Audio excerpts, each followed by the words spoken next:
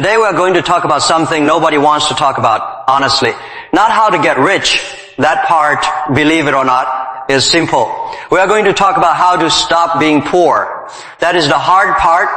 That is the part that will keep you up at night. Most people think poverty means you don't have enough money. Wrong. Poverty is not a number. Poverty is a force.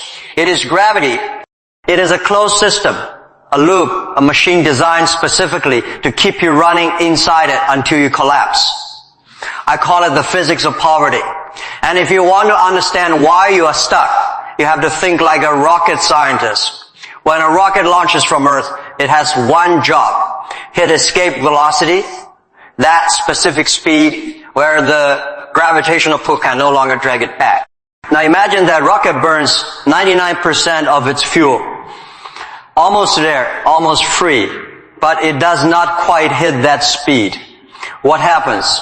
Does it make it 99% of the way? Number, it falls. It crashes back to the ground harder than before.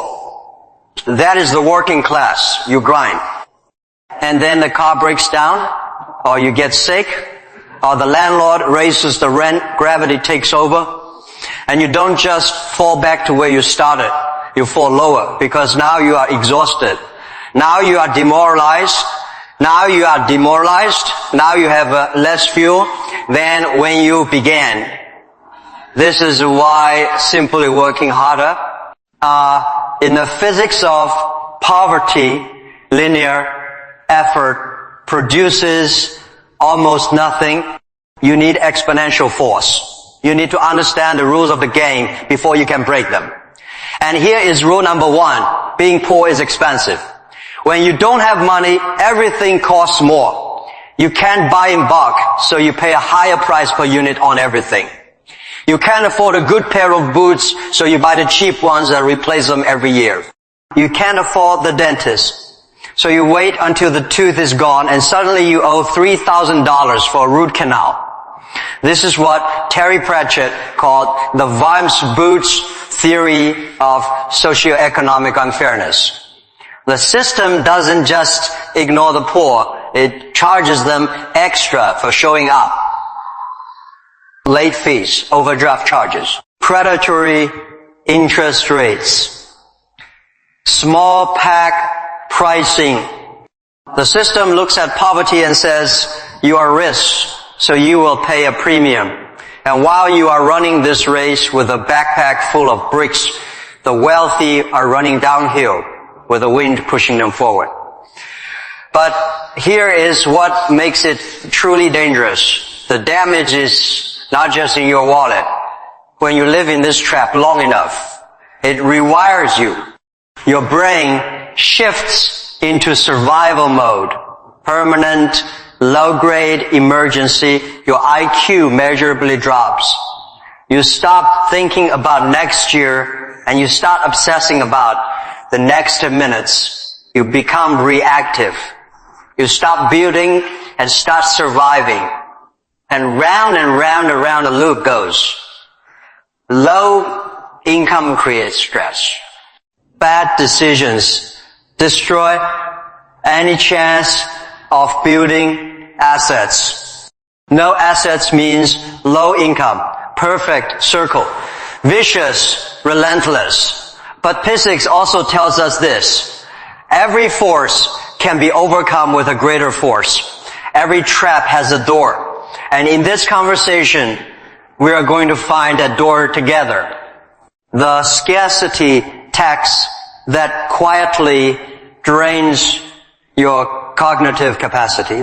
The dopamine trap that turns your wallet into a vending machine for temporary relief. The linear income trap that sells you a ceiling disguised as a career.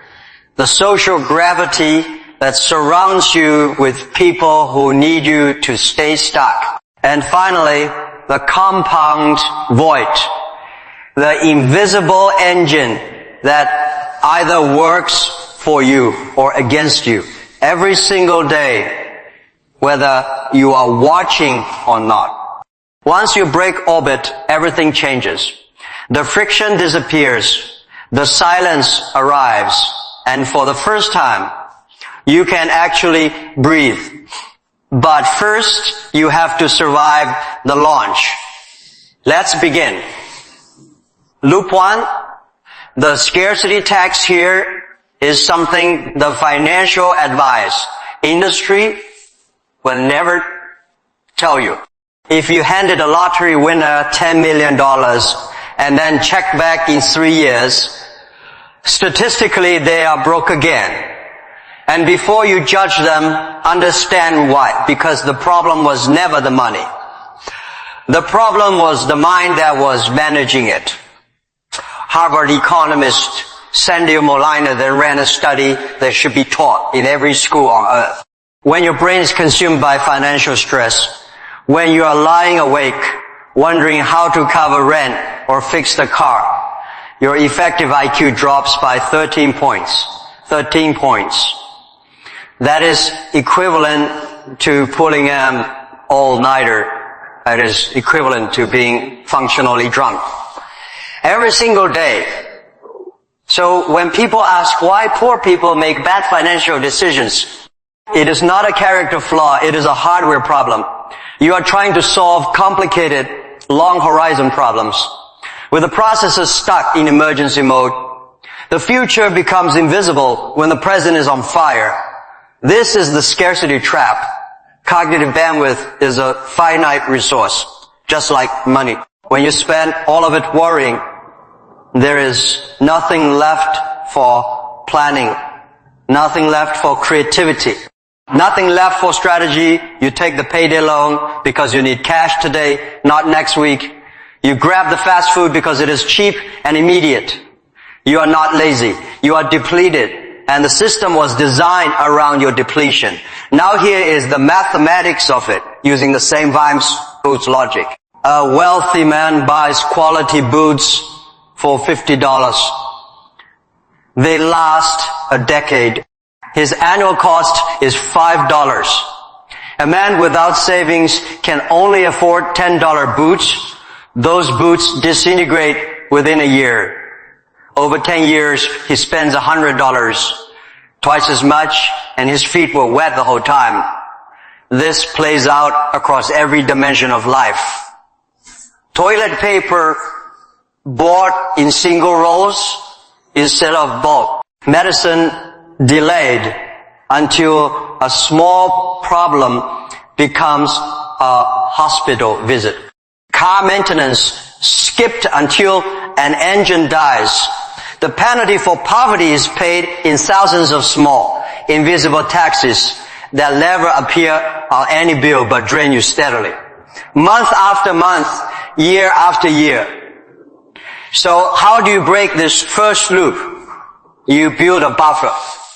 Not a portfolio, not a retirement fund, not an investment thesis. Just a buffer. Your first financial target is $500, maybe $1,000, sitting in a separate account, untouched. Not for spending, for breathing room, because when you have that buffer, the car breaking down stops being a catastrophe. It becomes an inconvenience. You do not have to take the payday loan. You do not have to pay the scarcity tax. You stop reacting to your life and you start managing it. That $1,000 does not just buy you security. It buys you brain function. It restores your ability to think in months instead of minutes. Most people try to skip this step. They want to start investing. They want to talk about the stock market. They're trying to build a skyscraper on quicksand. Build the buffer first. Buy the boots that actually last. This will require real sacrifice. A few months of living like a monk. But you are not just saving money. You are buying your own mind back. Loop 2, the dopamine trap. You have heard the criticism. Why does someone in financial trouble have the latest phone? Why are they buying designer sneakers when they can barely pay rent? Easy to say from the outside. Let us look at what is actually happening on the inside. when you are locked inside the poverty loop, your cortisol levels are chronically elevated. Your nervous system is in permanent low-grade distress. You feel invisible. You feel like nothing you do matters. Your brain asks for relief, starts screaming for a win. Any win, even a small one. So when you walk into a store and pick up something new, something shiny, something that signals to the world that you are doing, okay? Your brain fires dopamine. For 20 minutes, the pain disappears. For 20 minutes, you feel like you matter. That is not reckless spending. That is self-medication, consumption as anesthesia. The product is just the siren. But here is the trap. The relief is temporary. The debt is permanent. The dopamine fades before you drive home. The credit card bill lives for years. And this is the fundamental fork in the road between how the wealthy and the struggling think about money. The poor use money to feel better right now. The wealthy use money to have options later. $1,000 to someone trapped in the loop means, what can I do tonight? $1,000 to someone building wealth means, what can I make this do while I sleep? This is the difference between liabilities and assets. A liability reaches into your pocket and takes money out. A designer bag, a depreciating car, a drawer. The moment you buy them, they begin losing value. An asset puts money into your pocket. A stock, a rental unit, a skill you can sell. Assets work while you rest. Liabilities just rest while you work. Most people who look wealthy are actually hemorrhaging money. Nice car, nice clothes, 15 subscriptions. All of them bleeding wealth every month in silence. They look successful. Their bank account tells a different story. So how do you detox from this loop? You enter monk mode. And I want to be clear. This is not a lifestyle. It is a temporary intervention. A controlled reset of your brain's reward circuitry. For 6 months, you eliminate the noise. Cancel the streaming services. Stop eating out. Stop buying clothes you don't need. Drink water. Walk when you can. Strip the budget down to food, shelter, transport, and nothing else. It will be uncomfortable. Your friends will not understand. Let them not understand. Tell yourself, I am not broke. I am in training. When you stop flooding your brain with cheap dopamine hits from spending, something remarkable happens. Your brain recalibrates. It starts finding satisfaction in watching your savings grow. It starts getting excited about building something. That is a different kind of dopamine. That is the dopamine of agency, of momentum, of control. And once you realize you do not need the new phone to feel good about yourself, the system loses its grip on you. You have broken the addiction. You have become difficult to manipulate. You are finally playing your own game. Loop 3. The linear income trap society teaches you a simple equation from the time you are old enough to understand money. Time equals income. Work more hours. Earn more money. Get a second job. Pick up overtime. Drive for a rideshare on weekends. Hustle harder. There is just one fatal problem with this equation. Time has a ceiling. You have 24 hours. Which means your income is mathematically capped from the beginning. There is a limit you will never breach, no matter how many hours you sacrifice. Your expenses, though, your expenses have no ceiling. And here is the quiet killer that most people never name out loud. Inflation. Inflation is a tax levied specifically on people who trade hours for dollars. When the money supply expands, prices rise. Bread, gas, rent. Everything moves up, but wages are sticky. Your employer waits 12 months, sometimes 24, before offering a 3% raise. Meanwhile, inflation has already consumed 8% of what your paycheck could actually buy. You are sprinting up a descending escalator. You work more. You earn more. You end the year with less purchasing power than you started with. This is not a personal failure.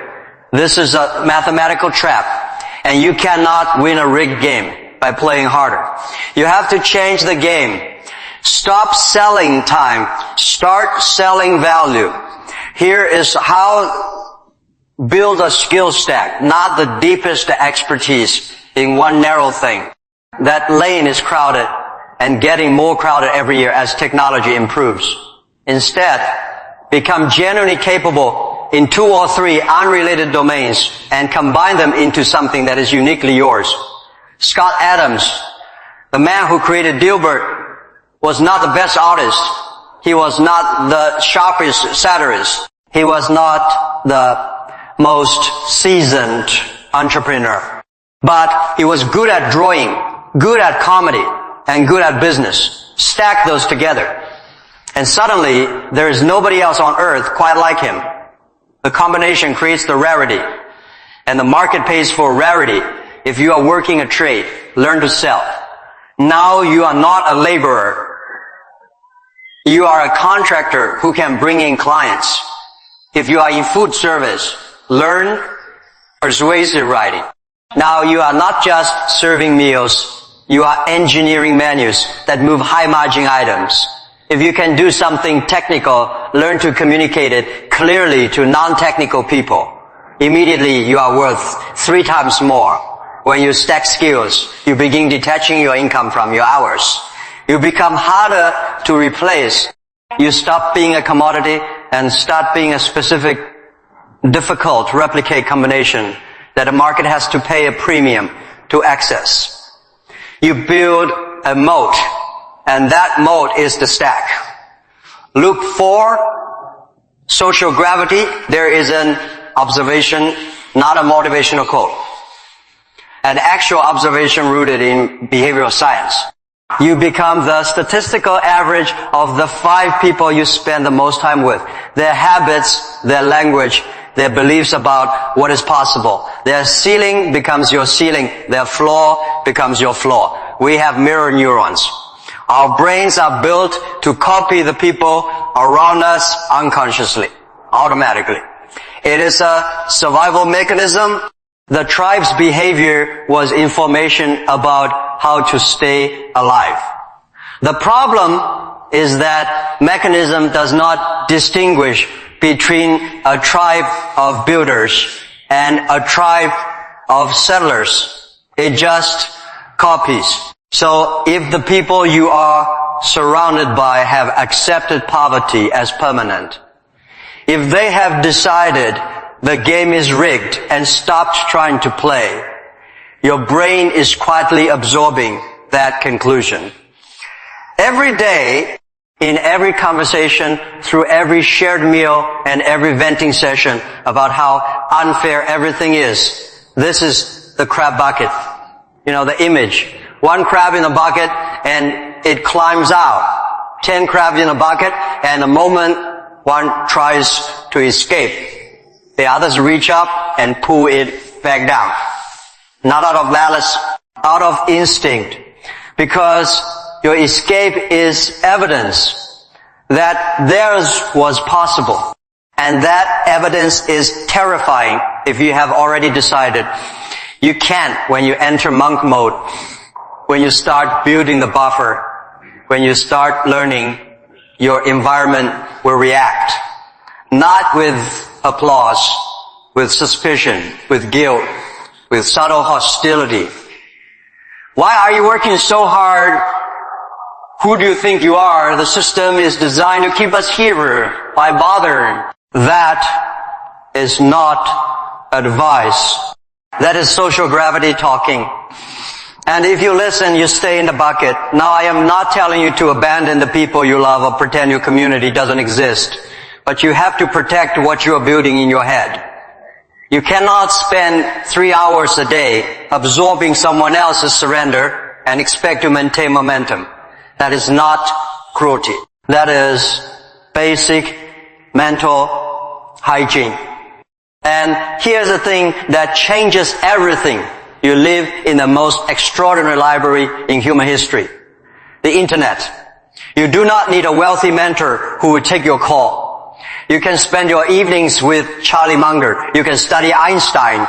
You can sit with every billionaire who ever gave an interview, every philosopher who ever wrote a book, every operator who ever documented how they built something from nothing. When you read the biography of someone who built themselves from zero, you are not just reading a story. You are installing a new operating system. You are hacking your own mirror neurons. You are choosing to become the average of the authors you study rather than the people you happen to live near. That is how you escape the gravity of your zip code. You build a different neighborhood inside your mind. First, Loop 5, the compound void, Einstein reportedly called compound interest, the eighth wonder of the world. He who understands it earns it. He who does not pays it. If you are in the poverty loop right now, I want you to sit with that second sentence. He who does not pays it. Because right now, compound interest is almost certainly working against you. Credit card debt at 20%, car loans, student loans. The math runs every night while you sleep. Every morning you wake up slightly poorer than when you went to bed. Not because you spent anything, just because the interest ran, you are paddling upstream and the current is relentless.